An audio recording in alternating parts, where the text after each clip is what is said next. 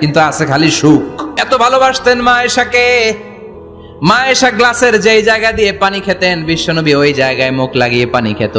মা আয়েশা গোশতকে হাড্ডি ফেলে দিলে বিশ্বনবী ওই হাড্ডিটা নিয়ে চষতে শুরু করে দিত। এক বালতি থেকে পানি নিয়ে দুইজনে গোসল করত। আবার বিশ্বনবীর সাথে সাথে মাঝে মাঝে বায়না ধরতো, মাঝে মাঝে রাগও করতো। বিশ্বনবী বলেন, আয়েশা কখন তুমি রাগ করো, কখন তুমি আমারে ভালোবাসো আমি বুঝি। মা আয়েশা বললেন, কেমনে বোঝেন?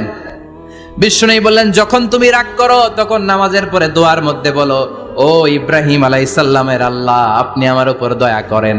তার মানে তুমি রাগ করে আছো, আমার নাম নাও নাই। আর যখন আমার উপর খুশি থাকো নামাজের পরে দোয়াতে বলো, মুহাম্মদ সাল্লাল্লাহু আলাইহি ওয়াসাল্লামের আল্লাহ, আপনি আমাদের উপর রহমত করেন। তার মানে খুশির সময় তুমি আমার নাম নাও, রেগে গেলে অন্য নবী দেওয়ার দোয়া সাইরা দাও, রেগে গেলে আমার নামটা নাও না।